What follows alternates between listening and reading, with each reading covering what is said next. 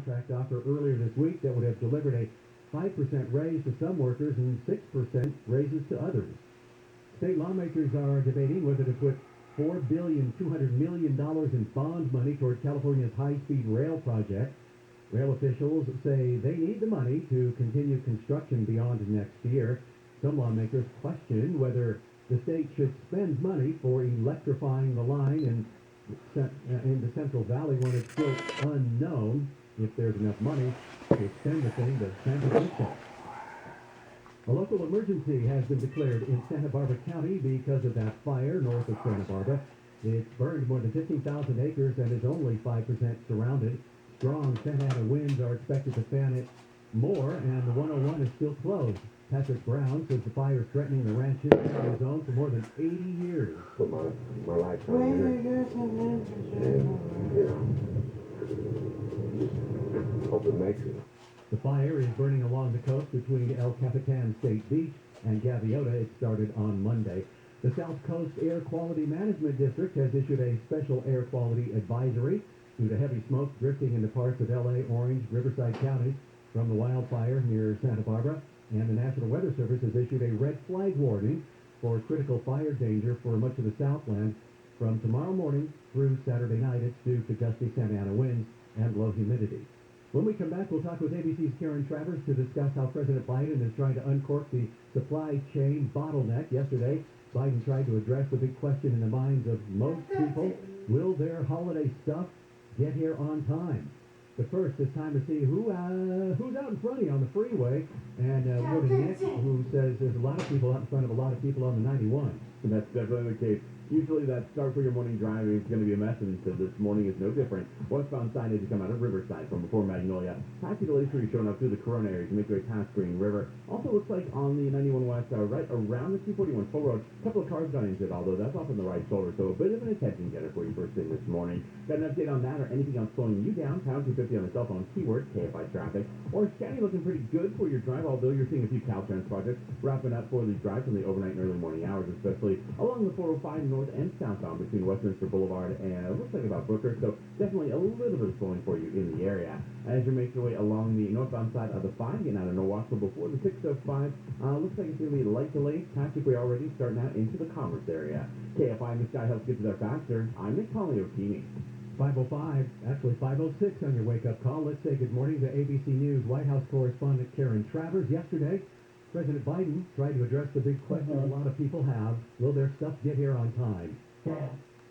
How's the reaction right been? in the first minutes, seconds of his remarks, he really got to the central issue for millions of Americans who are hearing the story and thinking, okay, how do these bottlenecks and congestion points along supply chain routes actually impact?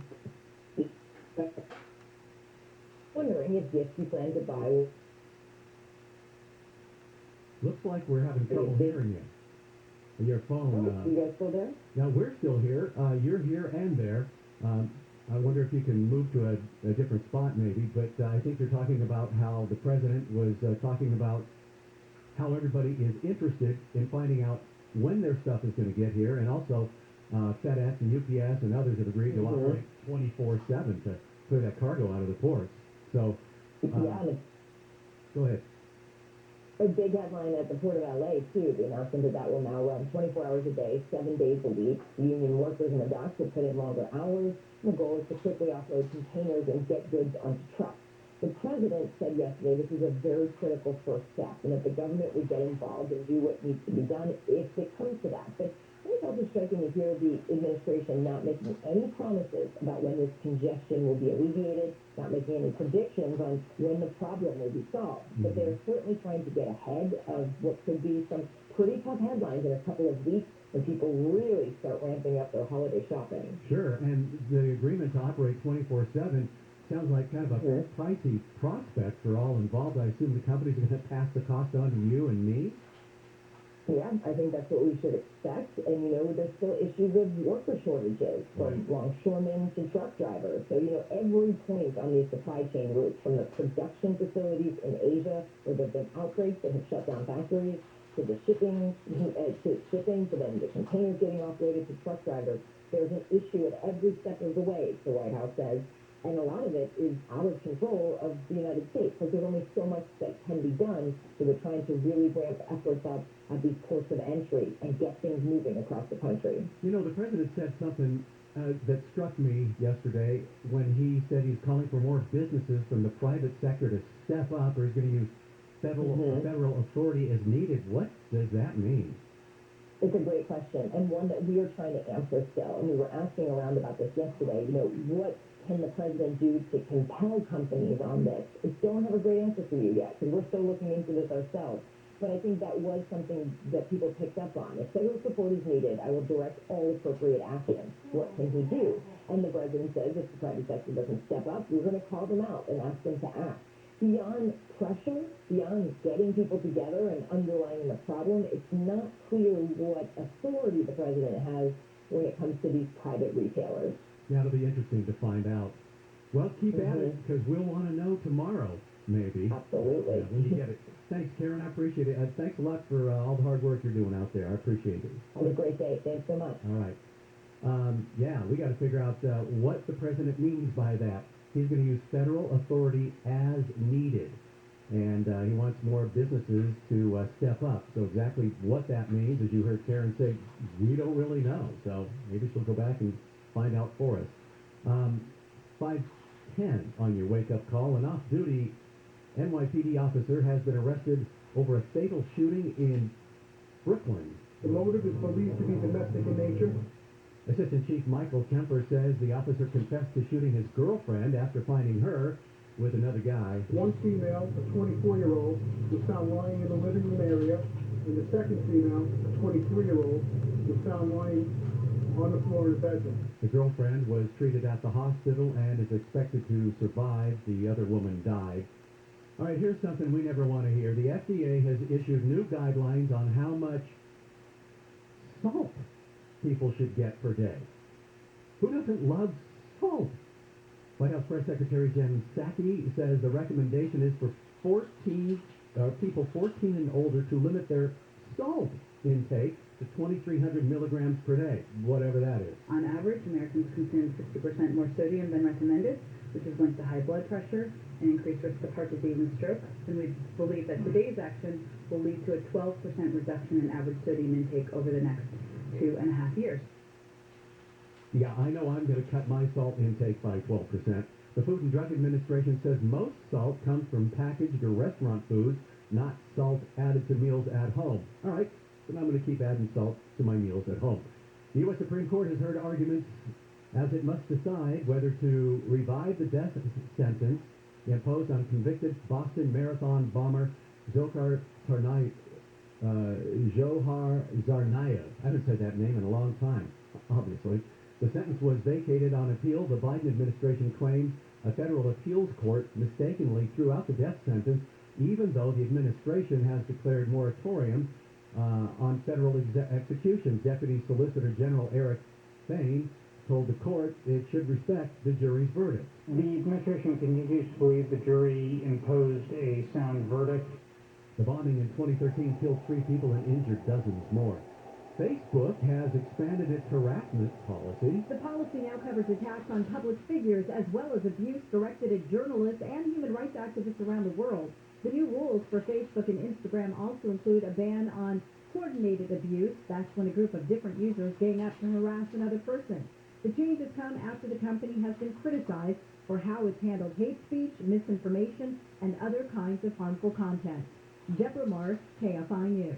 Well, Cher has filed a lawsuit in Los Angeles against her former representative Mary Bono, alleging the widow of the entertainer's former partner and husband in the Sonny and Cher duo is illegally withholding royalties from hits like I Got You Babe and The Beat Goes On. According to the lawsuit, after Cher and Sonny Bono divorced in 1975, they agreed to split revenue from the songs recorded together. Attorneys for Cher allege that in recent years, Sonny's fourth wife and widow, Mary Bono, has undone Cher's ownership of those rights and royalties. Attempts to reach Mary Bono were not immediately successful. When we come back, we're going to talk to ABC's Jim Ryan about the continued fascination with the murder of travel blogger Gabby Petito and the disappearance of her person of interest fiancé. Is Brian Laundrie hiding out in a bunker in his parents' backyard? You never know. But Jim Ryan may know. Right now, let's take a look at your drive problems on the 91 in Artesia. On the eastbound side, you got a crash that is right around Pioneer Boulevard, and it looks like a couple of cars are involved. Middle lanes are blocked, and that's going to be heavy for you as you come away from the 605 westbound side of the 91. Riverside through Corona definitely starting to heat up for the morning drive. It will be busy for you from before loss of the year and stretches as you make way towards the 241 toll road. Good news is further westbound on the 91 as you continue through the Santana Canyon, Yorba Linda and Anaheim Hills till the 55 looks like a better drive. Seeing a bit of slowing for you on the southbound side of the 57 as you're making your way through the Fullerton and Placentia adjacent area. Looks like that's going to be mostly just approaching the 91, 57 southbound, and then further southbound along the 57. Continue to Anaheim into the orange truck where the 557 and 22 come together. Looks like a pretty decent drive. Kfi Am, this guy helps get you there faster. I'm Nick Poliokini. This report is sponsored by Wendy's.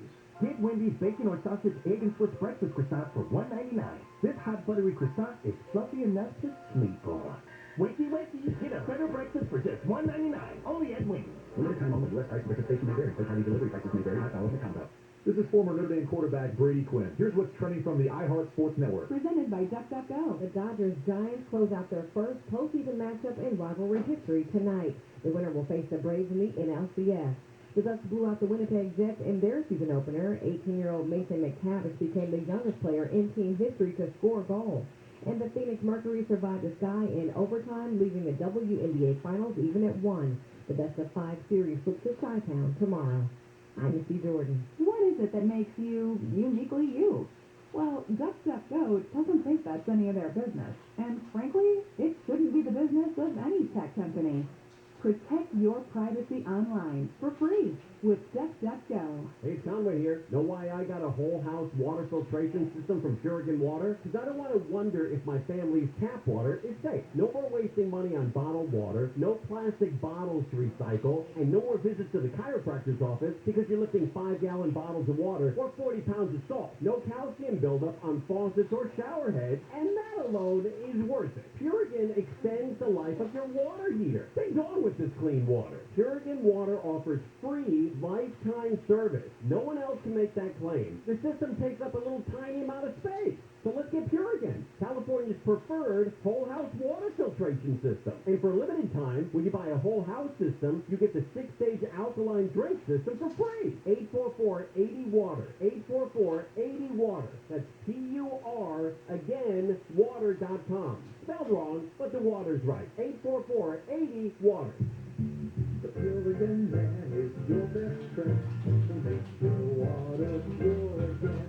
If you own a business and manage to keep 5 or more people on payroll, a new government program will pay you up to $33,000 per employee. $33,000.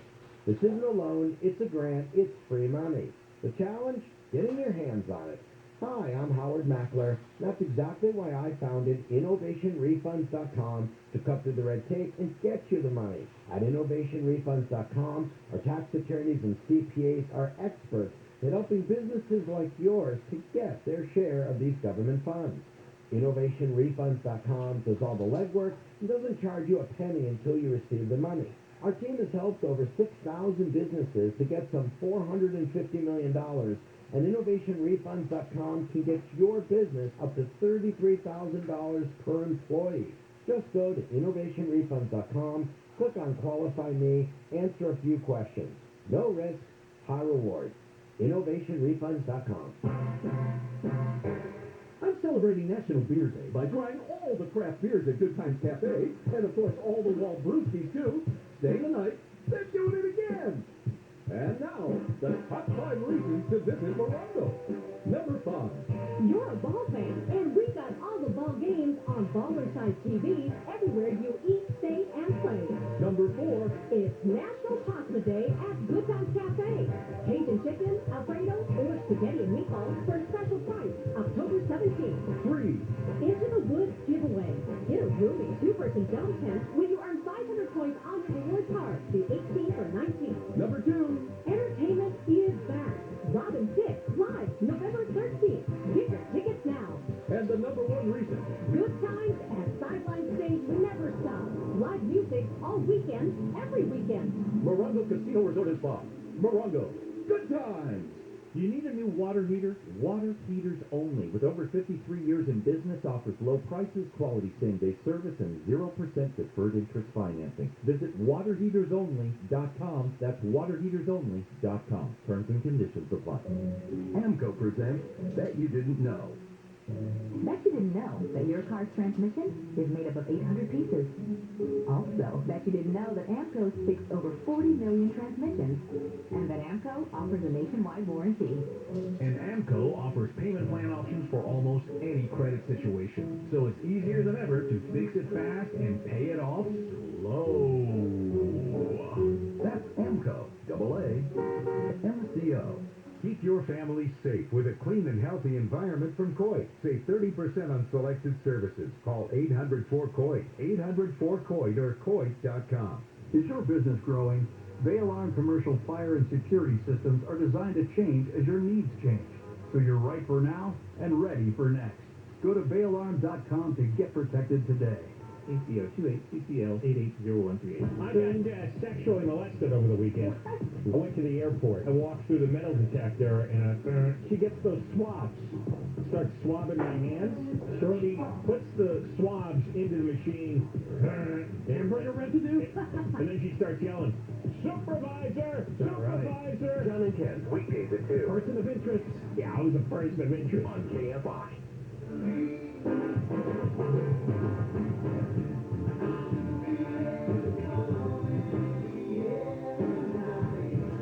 KFI AM 640, live everywhere on the iHeartRadio app. Jennifer Jones-Lee is on vacation. I'm Chris Little. Here's some of the stories we're following in the KFI 24-hour newsroom. The union, made up of behind-the-scenes workers in the entertainment industry, could soon go on strike. That could happen on Monday if the deal isn't reached. Bacteria warnings have been issued for several beaches in L.A. County, including some in Santa Monica, Marina del Rey, and San Pedro. No word on what that's from, but we probably know what it is. Police say a Danish man suspected of a bow and arrow attack on a small town in Norway that killed 5 people and wounded 2 others is a Muslim convert who was previously flagged as having been radicalized. ABC News' crime and terrorism analyst Brad Garrett will be with us at 5:35. We'll talk about why the coroner report on Gabby Petito's murder has narrowed the field of possible suspects. But right now, it's ABC's Jim Ryan. The fascination over the murder of travel blogger Gabby Petito and the disappearance of her person of interest fiance, Brian Laundrie, is pretty high. Now some TikTok people have helped TikTok explode with a lot of theories about what happened to Gabby. So what's the big one, Jim? Well, I think it goes across social media. It isn't just TikTok, but it's Twitter, Facebook. It's every place where people are expressing opinions, and they are expressing opinions, Chris, about the disappearance of Gabby Petito and about the potential whereabouts of her fiancé, Brian Laundrie. The most bizarre is out now on TikTok. There was the drone video captured from above the home of Brian Laundrie's parents there in North Port, Florida. It captured the Laundries out there in their backyard. Mrs. Laundrie walking over to a flower bed. She bends down and is working the dirt there. And at least according to some TikTok viewers, there appears to be a hand that slips up alongside the framing of that flower bed, takes something from her, and then disappears back out into the dirt. So that the working theory of a lot of bloggers and folks on TikTok is that he's in some kind of a bunker under the backyard. It's pretty far-fetched, but it's one of many theories. It's attracted 8 million views on TikTok. And I know a bunker expert says it is 100% plausible to have a bunker in Florida, even with the wet soil. Mm-hmm. Sure, and I bet a lot of people do, in fact. But at the same time, the FBI has been all over that property with dogs and presumably with metal detectors and everything else out there, and they haven't found anything. Brian Laundrie's still out there on the run somewhere, or he's dead, or he's in Mexico, or he's somewhere else altogether that we just don't know. But I mean, there are plenty of theories out there flourishing on social media, Chris. Yeah, and I read one that says this bunker may be under the flower bed, and another said this bunker may be under the grass. So, I mean, I guess they can make bunkers that don't have any metal in them, so metal detectors don't hit them, and if they're sealed good enough, I guess the sniffer dogs don't sniff anything. So What do you think? I think you're buying this theory, Chris. You sound convinced. And by the way, the video is pretty convincing if you look at it. These folks have zoomed in, this drone video has been, and it could have been doctored, who knows? Sure. But at the same time, people have, they sort of zoomed in, they've taken it slow motion, they go back and forth over the top of it to see what might be there. But, at least from the video that I've seen, it doesn't look as though there's a lot of disturbed dirt around the flower bed. So, if that's where he is, then they did a pretty good job of concealing. Well, hang on now. What if that bunker's been in there for a couple of years? Ooh. Mm-hmm. Oh. That's not really exactly tornado country. I don't know why they would have it. Well, in case they knew, maybe they knew their son was a bad guy. I don't know. Well, maybe it's from the 50s. Maybe it's a nuclear bomb shelter. It could be. And I was reading about some guy who was a bunker expert who said that, yeah, you can build bunkers in Florida even with all of the, like I said earlier, wet soil. You just have to make them heavy enough, big enough, so they don't pop out and float away, like, during a flood or whatever. So, but here's the other thing. Only 1% of the country has people, citizens have bunkers. Mm-hmm. But we have, 360, 70 million people living in the United States. So that's still a lot of bunkers, and one of them could be right there in Florida in the backyard. Well, sure. I mean, I've been to the heartland of bunker country, and it's in Oklahoma, where everybody has a storm shelter, and for good reason. Tornadoes go whipping through them, people run for their shelters. It's a bunker, I suppose. It's an underground steel encased shelter against storms, and so why not in Florida as well? I mean, you can have a bunker swamp, you can have a bunker mountain, you can have a bunker hill. Yes, you can. And where's your bunker? Sorry. So I don't have one. I'm thinking now about getting one just in case. Okay, so we can believe you that you don't have one. Yeah. Okay. Sure.